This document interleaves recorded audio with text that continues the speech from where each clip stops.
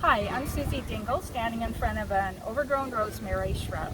Let's see what we can do to clean it up.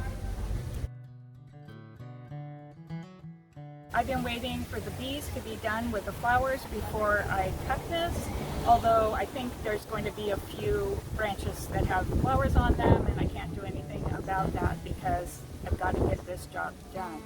It's the middle of summer and it's a good time to do it because that way it won't force growth out too late in the year when we're going into winter. I'm going to show you some of the decisions that I'm making and how to prune this kind of shrub. Now, the first decision that I needed to make was, is this going to be a formal looking pruning job or informal?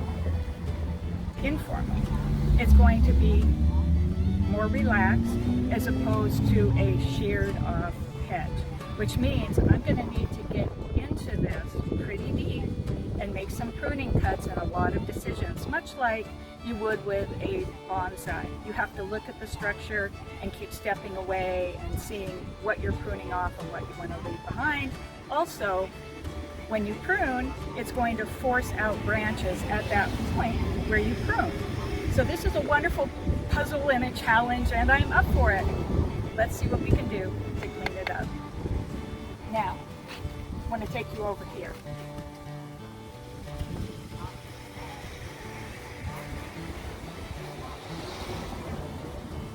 We have already decided that this is going to be an informal shrub, which is nice for this particular setting because it is a cottage home.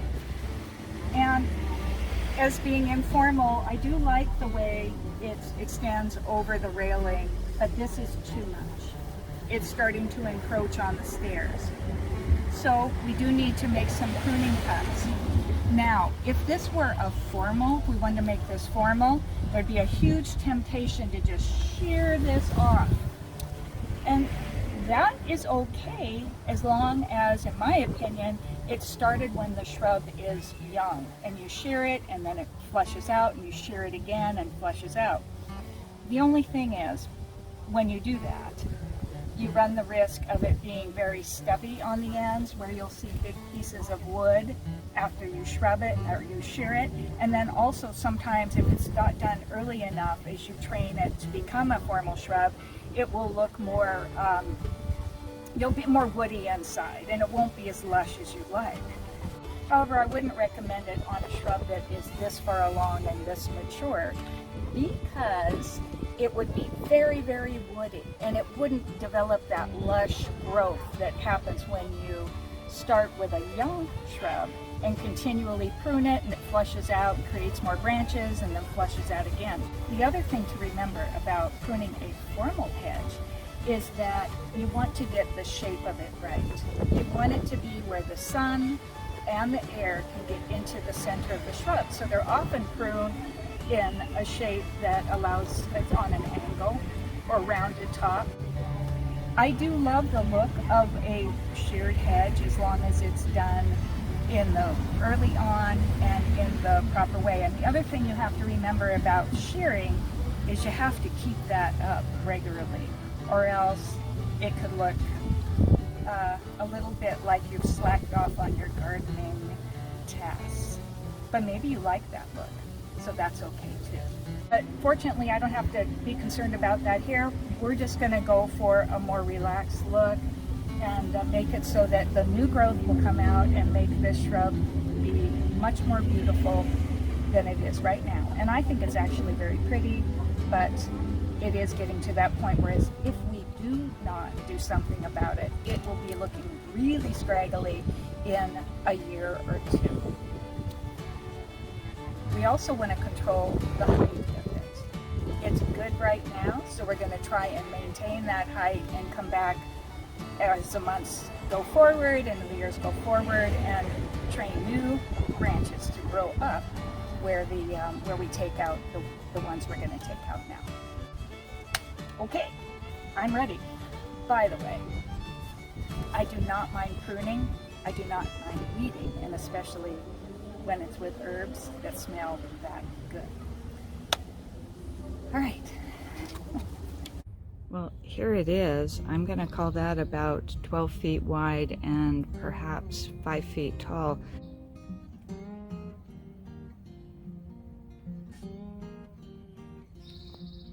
From the patio side, it's nice to have some of this height to give some additional privacy. So we're going to leave some of those branches fairly tall.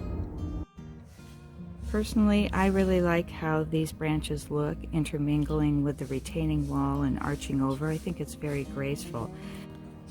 What we want to make sure of is when we prune that we allow for new branches to grow over so that we can prune the older branches off when they become unsightly. Let's look over the edge here and see what we can find. Oh my, okay. That's ivy right there, and it is growing up on the wall front and clinging to it with these what's called, I believe those would be aerial rootlets. So we'll have to deal with that. And then let's see, let's take a look more. Okay, there are woody areas down there.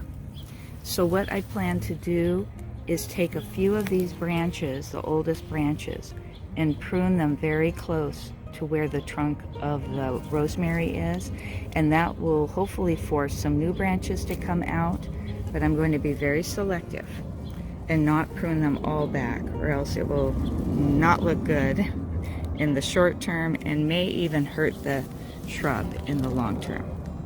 I'm going to try and keep as many of the flowering branches as I can for the bees, but I am going to be removing everything that's dead, because this dry material, if there were a fire, it would ignite really quickly. Not good in a California garden.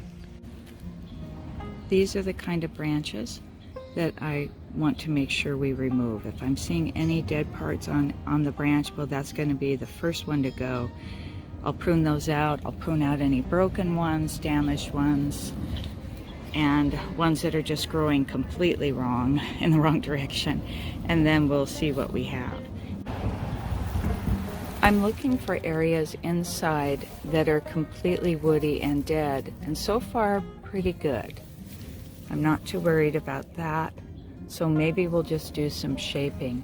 Yeah, back up in there I can definitely see some ivy crawling up.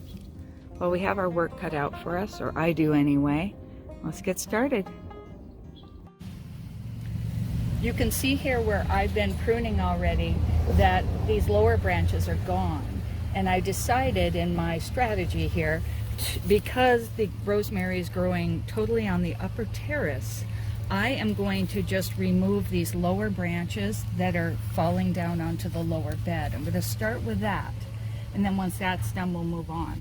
Now that I've removed the majority of the bulk at the bottom and lifted it up, I'm going to start finessing and making choices about tiny branches that I want to remove that are dangling a little low and don't contribute at all to the overall sculpting, and those that are arched downward like this. It's another one that's just going straight down. It's not even arching. That one I'm definitely going to take out. I'm also removing branches like this that are just plain scraggly or lonesome, or both.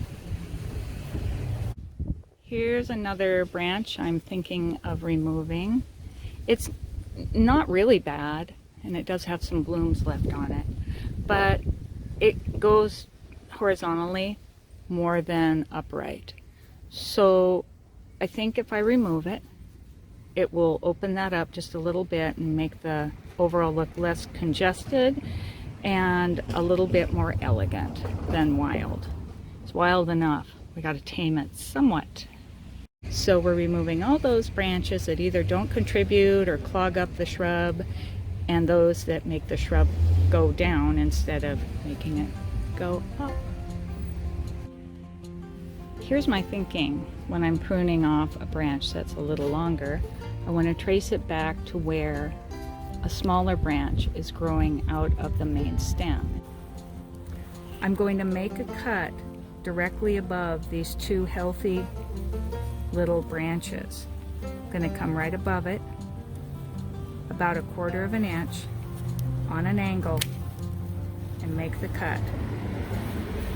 And from this point, these two are going to grow out and fluff out. In an effort to make this garden more fire safe, obviously we're cutting off the dead branches, but also removing any of these twiggy, dried pieces and the accumulation of leaves and needles and that sort of thing down here.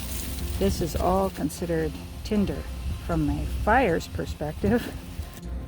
There's so much ivy in here, and the roots go so deep. I'm not able to dig them all out right now. So all I'm going to do is pull them out, get the top growth off, and then I'll have to cut these. And then I will dig them out another time. Done with the sculpting, yay! The pruning went really well. I was able to keep a lot of the fluffiness on the bottom that I wanted, except for in a few areas like over here where I still have to prune out some of the woodiness, but that's for fire safety. But as far as the shaping of it, we are done. I think it looks so much better, really in character with this cottage home. Let's take a look over here at the stairway. I was able to keep some of the branches along the stairway and the railing so it doesn't look quite so lonely, but there was just the growth wasn't such that I could keep it in this area right in down in there. But that's a wonderful place, you know, a little cubby hole for a sign or an urn or maybe a seasonal display. A light would be good down there as well.